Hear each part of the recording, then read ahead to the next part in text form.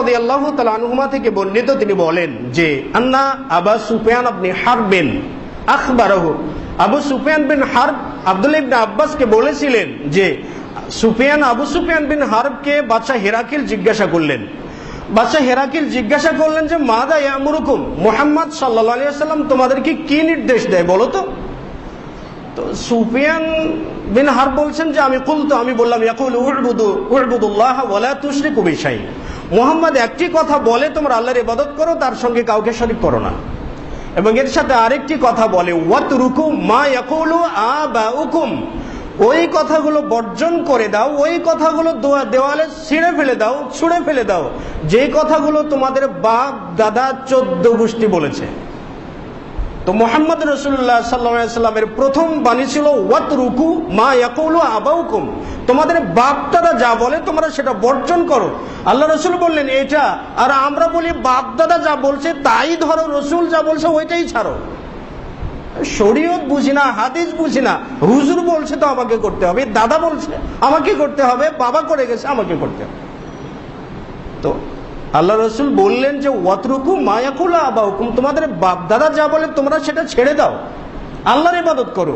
আর কোন জায়গায় বর্তমান সমাজে এসে আমরা উল্টো দিকে চললাম, যে কি বাপ দাদা যা বলছে, দাদা হুজুর বাবা হুজুর যা বলছে ওটাই ধরো, শরীয়ত বাদ দাও। এই নীতি কোত্থেকে আসলো? এগুলোই তো সব মেড ইন ইন্ডিয়া বা মেড ইন অন্যান্য এই সবগুলো জায়গা থেকে তৈরি হয়ে তো আমাদের বাংলাদেশে এসেছে। তো আল্লাহ রাব্বুল আলামিনের নির্দেশ তার ইবাদতের জন্য। রাসূল সাল্লাল্লাহু আলাইহি ওয়াসাল্লাম দাওয়াতের প্রথম ধাপেই বলছিলেন তোমাদের বাপ দাদার কথা যা আছে তা তোমরা বর্জন করো। মুআয বিন জাবাল থেকে বর্ণিত, তিনি বলেন যে একদা আমি নবী সাল্লাল্লাহু আলাইহি ওয়াসাল্লামের পিছনে একই সওয়ারির উপরে আরোহণ করে চলে যাচ্ছি। লাইসা বাইনি ওয়া বাইনাহু ইল্লা মুআখারাতুর রাহলি, আমার মাঝে এবং নবী সাল্লাল্লাহু আলাইহি ওয়াসাল্লামের মাঝে উটের পিঠে সওয়ার হওয়ার যে কাজুয়া আছে এতটুকু জায়গা ফাঁকা রয়েছে।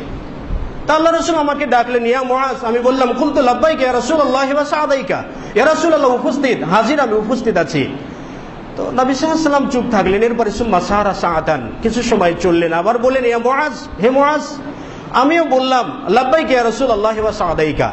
আল্লাহ রাসূল আমাকে বললেন আতাদরি মা হাক্কুল্লাহি সুবহানাহু ওয়া তাআলা আলা ইবাদিহি, আল্লাহ রাব্বুল আলামিনের হক তার বান্দার উপরে কি আছে, মানে আল্লাহর অধিকার কি বান্দার উপর, মানে বান্দার কাছ থেকে আল্লাহ রাব্বুল আলামিন কি অধিকার চান, কি পেতে চান, কি চান। মুআয বিন জাবাল বললেন আল্লাহু ওয়া রাসূলুহু আলাম, আল্লাহ এবং তার রাসূল ভালো জানেন ইয়া রাসূলুল্লাহ। তখন নবী সাল্লাল্লাহু আলাইহি ওয়াসাল্লাম বলছেন যে বান্দার উপরে আল্লাহ রাব্বুল আলামিনের হক বা অধিকার হচ্ছে আইয়াবুদু ওয়ালা ইউশরিকু বিহি শাই, বান্দার আল্লাহ রাব্বুল আলামিনের ইবাদত করবে আর তার সঙ্গে কাউকে শরীক করবে না। রাসূলের পাল্টা জিজ্ঞাসা, হে মুআজ তুমি কি জানো আতাদরি মা হাক্কুল ইবাদি আলাল্লাহি সুবহানাহু ওয়া তাআলা, বান্দার হক বান্দার অধিকার কি আছে আল্লাহ রাব্বুল আলামিনের কাছে। মুআয বিন জাবাল বললেন আল্লাহু ওয়া রাসূলুহু আলাম, আল্লাহ এবং তার রাসূল ভালো জানেন। নবী সাল্লাল্লাহু আলাইহি ওয়াসাল্লাম বললেন যে আন লা ইউআযযিবুল্লাহু সুবহানাহু ওয়া তাআলা মান লা ইউশরিক বিহি শাইআন, ওই সকল বান্দাদেরকে আল্লাহ রাব্বুল আলামিন কখনো শাস্তি দিবেন না যে সকল বান্দারা আল্লাহ রাব্বুল আলামিনের সাথে কখনো শরীক করে নেই, কখনো অংশীদার স্থাপন করে নেই।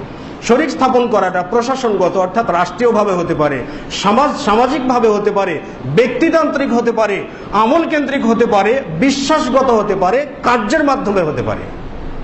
প্রত্যেকটা স্তরের যে কোনো জায়গা থেকে সব ধরনের শিরক থেকে যদি মুক্ত থাকা যায় তাহলে আল্লাহ রাব্বুল আলামিনের প্রতিশ্রুতি বান্দার হক বান্দার অধিকার হচ্ছে আল্লাহ রাব্বুল আলামিন তাকে শাস্তি দেবেন না।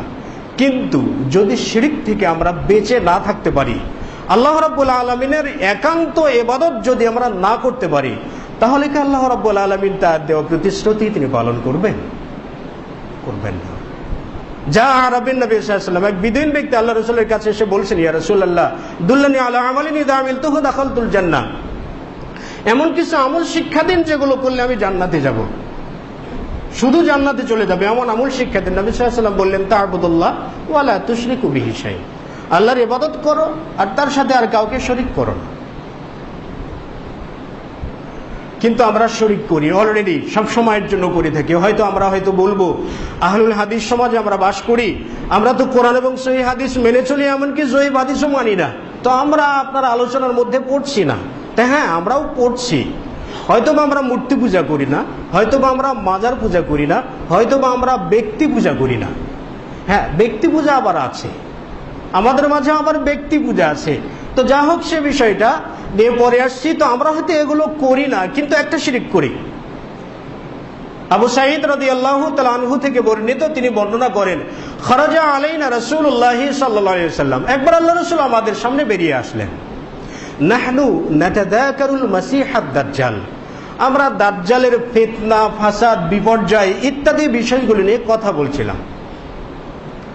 আমাদের কথা শুনে নবী সাল্লাল্লাহু আলাইহি ওয়াসাল্লাম বললেন, আলা উখবিরুকুম বিমা হুয়া আখাফু আলাইকুম মিন মাসীহিদ দাজ্জাল ইনদি, আমি কি তোমাদেরকে এমন খবর দেব না, বা এমন সংবাদ কি দেব না, যেই সংবাদটা বা যে খবরটা দাজ্জালের ফিতনার চাইতেও মারাত্মক ফিতনা, দাজ্জালের ফিতনার চাইতেও ভয়ঙ্কর, যাকে আমি সবচাইতে বেশি ভয় পাই।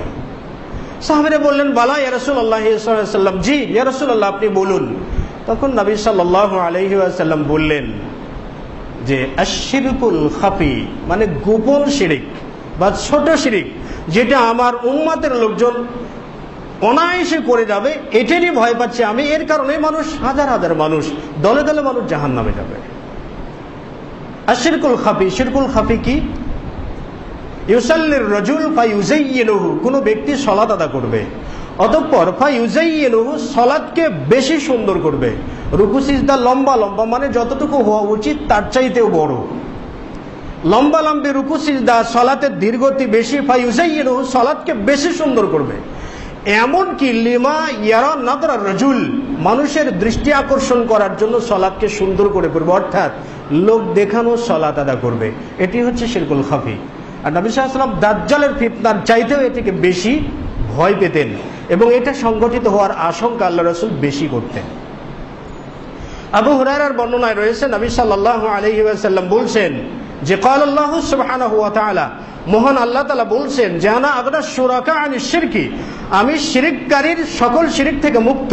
মানে আমিলা আমালান আশরাকা মাই ফিহি, যে ব্যক্তি এমন কোনো আমল করলো, এমন কোনো সৎ কাজ করলো, যে সৎ কাজের মধ্যে আমার সঙ্গে অন্য কাউকে শরীক করলো, তার মানে লোক দেখানো সৎ কাজ করলো, তারাকতুহু ওয়া তারাকতু শিরকাহু, আমি তাকেও বর্জন করব, এবং তার শিরক মানে যাকে দেখানোর জন্য সে আমল করছে তাকেও বর্জন করব কিয়ামতের দিন।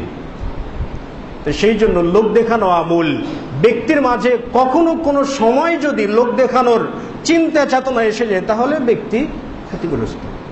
এই জন্য ইবাদত হওয়া উচিত লিওয়াজহিল্লাহি সুবহানাহু ওয়া তাআলা, একমাত্র আল্লাহ রাব্বুল আলামিনের জন্য। তো যেটা